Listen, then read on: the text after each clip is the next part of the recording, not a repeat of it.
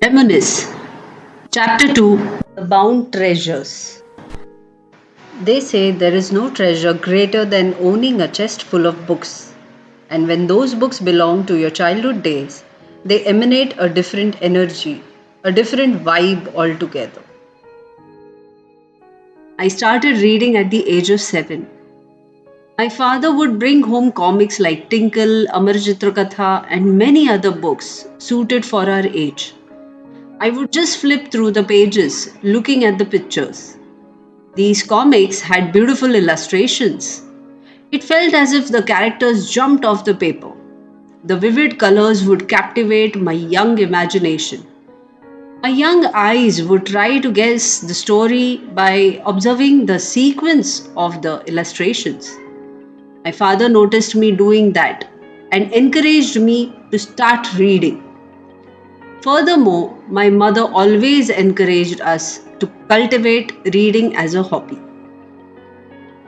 So, when I started reading by joining words and then discovered the magic of how sentences are formed, I fell in love with reading. Thus began the love affair of reading. It was like experiencing the joy of finding a precious treasure. During our childhood, we had a very selective genre of books. However, Tinkle and Amar Chitrakatha were hugely popular during our formative years.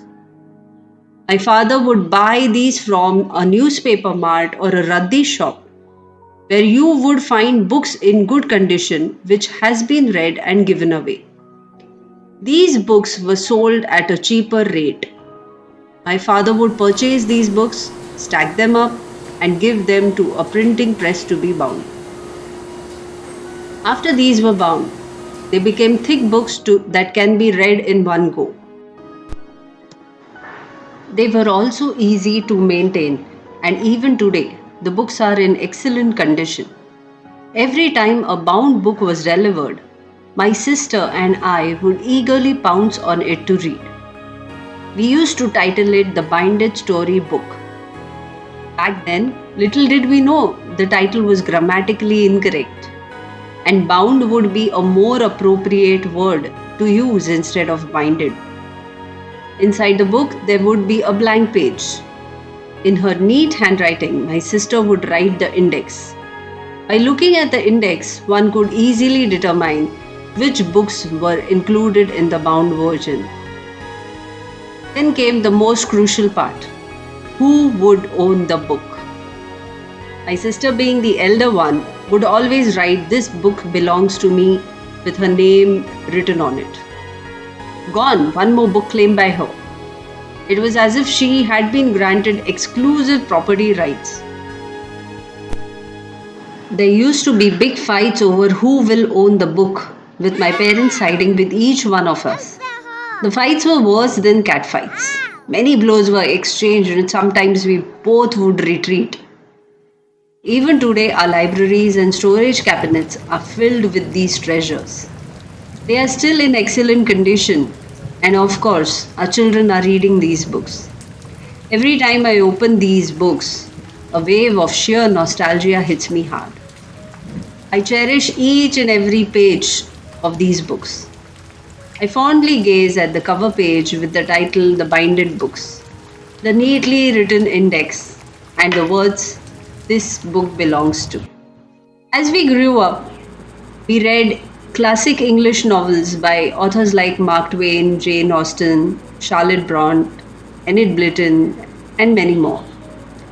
Summer vacations were those golden days when mornings were spent sweating and playing outdoor games. Afternoons were fleeting with books in hand, cozy soft beds, and our tummies filled with delicious food cooked by mom, topped off with juicy, sweet Alfonso mangoes for dessert. Ah, वो दिन भी क्या दिन थे. I remember dozing off with these books falling on my face, then waking up and continuing to read, only to doze off once more. But I always achieved my target, finishing one book, sometimes even two, in just a couple of days. These books became our faithful companions, our friends during our childhood days. They would pile up next to our night pillows. Before drifting off to sleep, we would read them, making it a daily ritual. Our hands would ache from holding these heavy bound books, but we still loved reading for long hours. I still follow this ritual today. There were long reading hours during the night, and my sister and I would argue over who would switch off the lights. Finally, we settled on a rule. The one who finished reading first would be the one to switch off the light. Our squabbles were unique.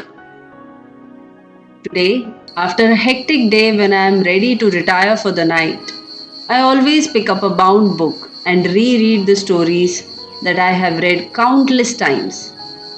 I have even lost count of how many times I've read them.